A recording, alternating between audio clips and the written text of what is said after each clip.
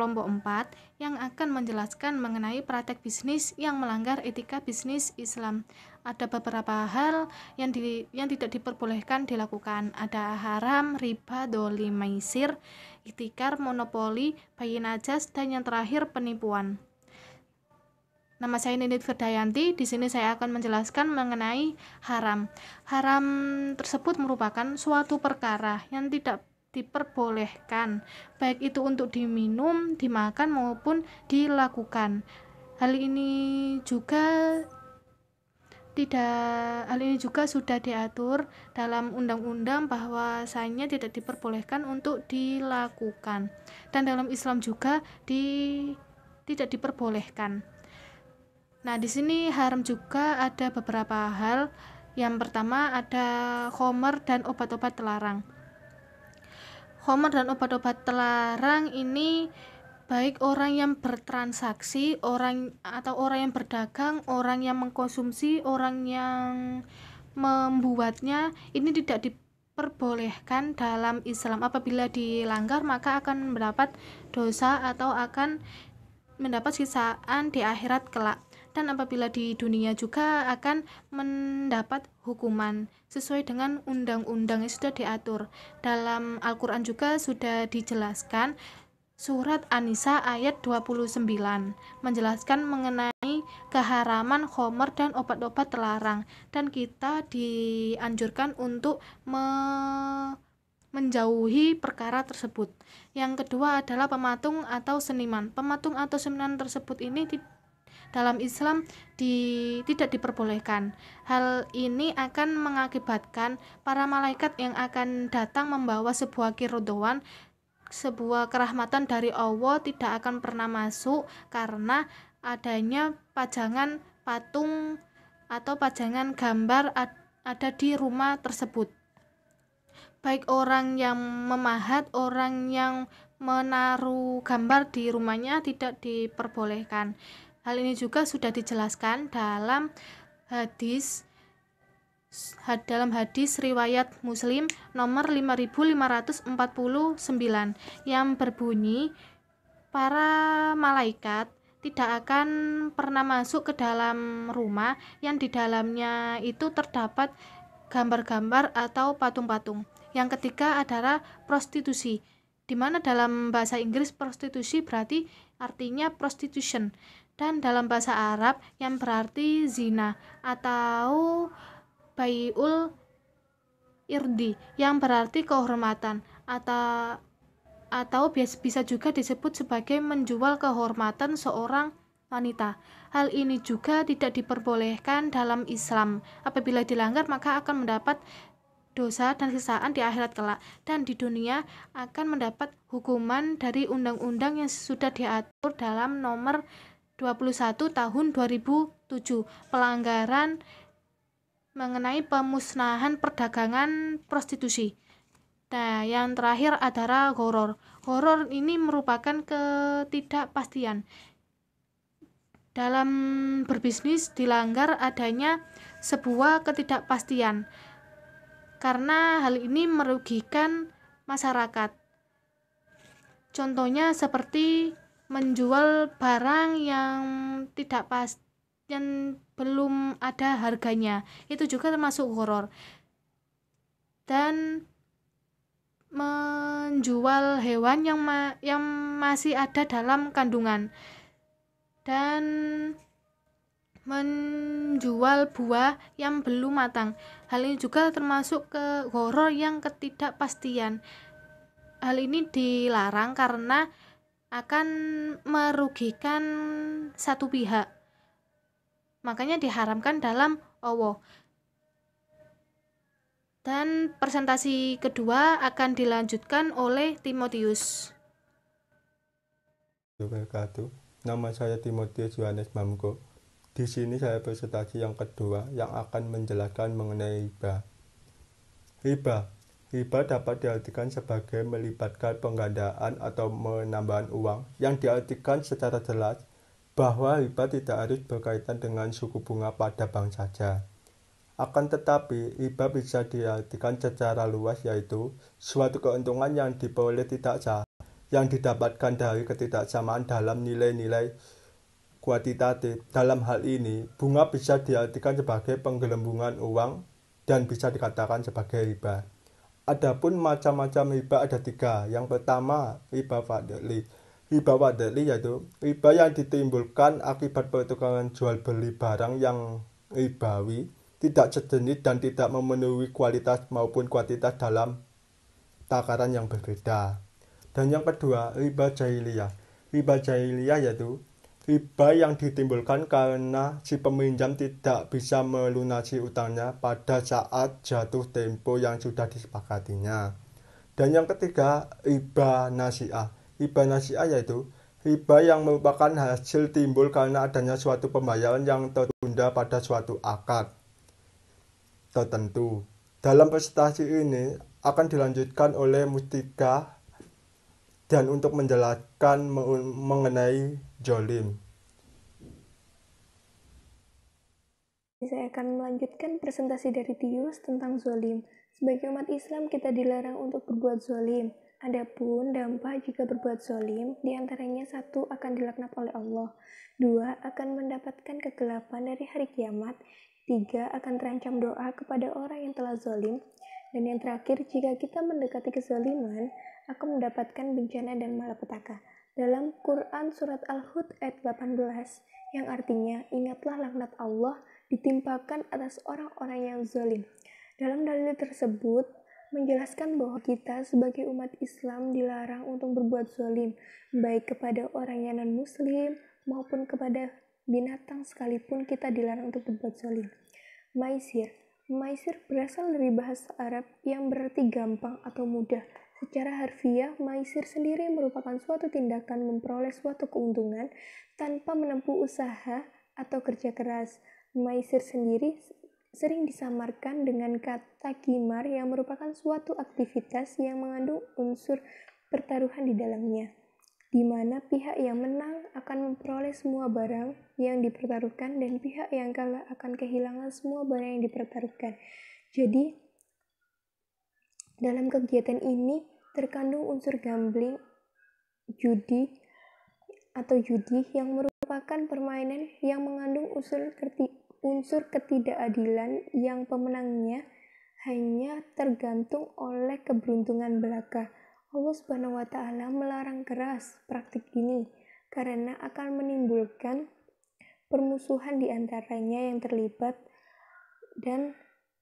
juga kekacauan dan kerusakan di muka bumi. Sekian akan dilanjutkan oleh Mbak Desi.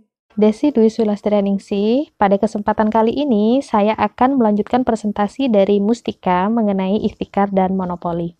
Apa sih ikhtikar itu? Sebenarnya ikhtikar ini memiliki nama lain dalam bahasa Indonesia, yaitu menimbun, di mana ikhtikar sendiri merupakan suatu kegiatan menimbun, mengumpulkan, dan menempatkan pada suatu tempat untuk memperoleh keuntungan yang sebesar-besarnya. Ikhtikar ini sebenarnya tidak semua dilarang menurut syariat Islam. Ada beberapa hal yang perlu kita pahami agar terhindar dari ikhtikar yang dilarang menurut syariat Islam. Langsung saja kita bahas mengenai indikator ikhtikar. Nah, di sini untuk indikator ikhtikar ada 3 poin yang akan dibahas. Yang pertama yaitu menimbun barang di luar kebutuhannya dan keluarganya. Jadi, apabila seseorang dengan sengaja menimbun barang di luar kebutuhan untuk dirinya dan keluarganya selama setahun, maka ini termasuk kategori ikhtikar yang dilarang oleh syariat Islam. Kemudian yang kedua yaitu menimbun dengan tujuan menunggu harga melonjak. Nah, dari awal orang yang melakukan ikhtikar pada kategori kedua ini memang sudah berniat untuk mencari keuntungan atau bahkan mencari kesempatan di kesempitan. Nah, apabila seseorang melakukan ikhtikar dengan tujuan untuk mendapatkan keuntungan yang sangat besar, maka ini termasuk ikhtikar yang dilarang. Kemudian yang ketiga yaitu menimbun barang-barang pokok yang sangat dibutuhkan oleh masyarakat, yang mana apabila hal ini terjadi, maka akan menyebabkan kesulitan bagi masyarakat. Bahan-bahan pokok di sini dapat berupa makanan maupun obat-obatan. Seperti halnya pada kondisi pada saat ini, banyak kasus yang terjadi mengenai penimbunan masker maupun hand sanitizer oleh oknum-oknum yang tidak bertanggung jawab. Padahal bagi sebagian warga yang mungkin tidak memungkinkan untuk melakukan kegiatannya di dalam rumah, mereka harus terus mencari nafkah dengan keluar rumah setiap hari sehingga mereka membutuhkan masker ataupun hand sanitizer untuk melindungi dirinya.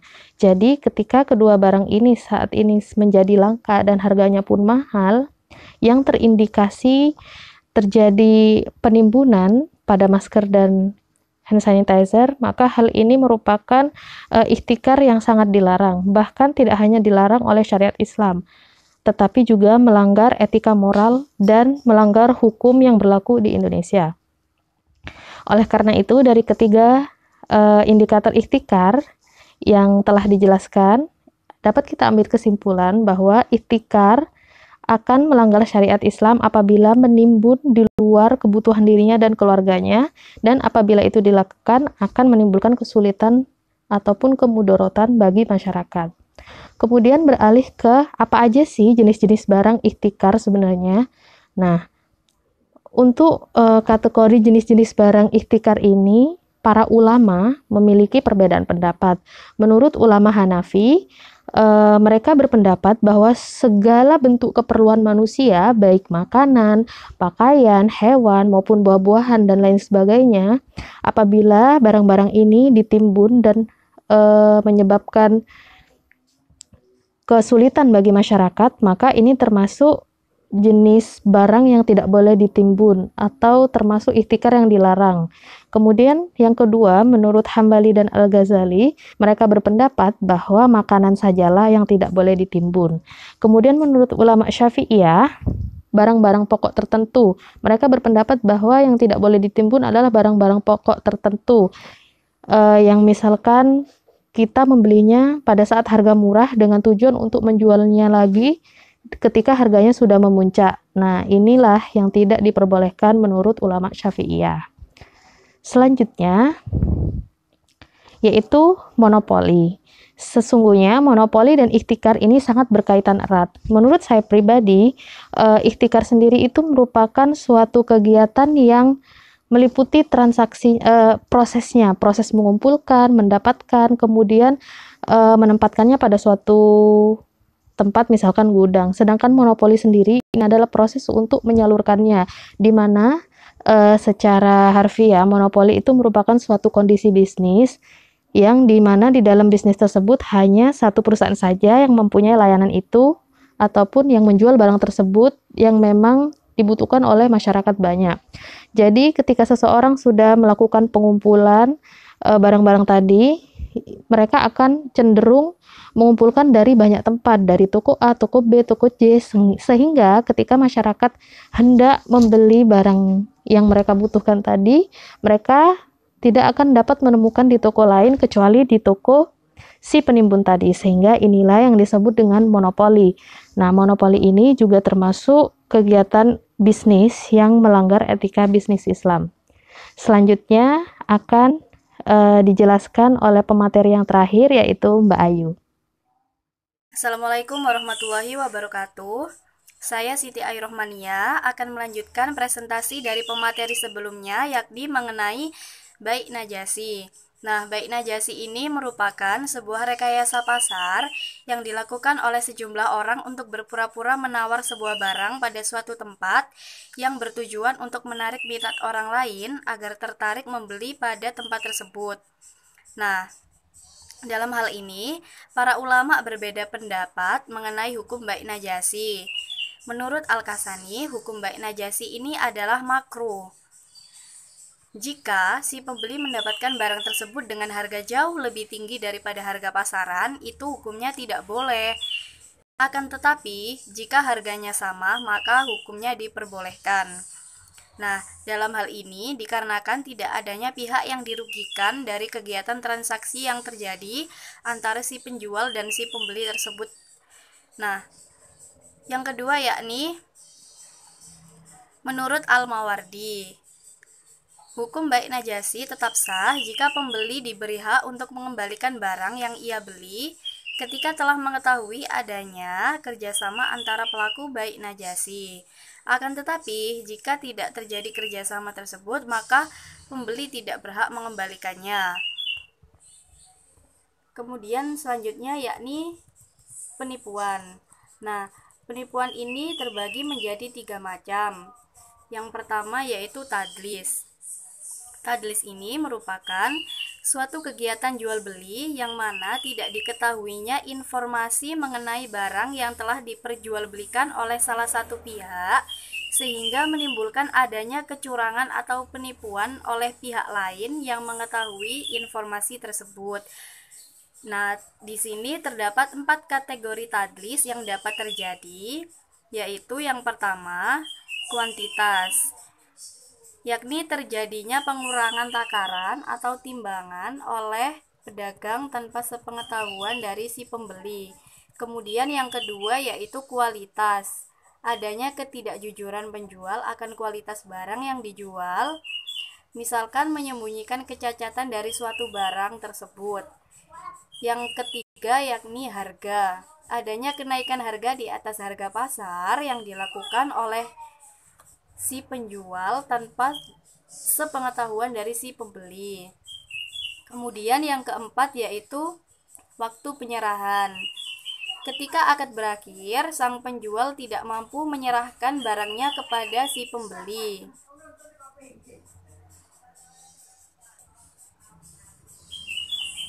Kemudian yang kedua adalah takhfif, yaitu mengurangi timbangan.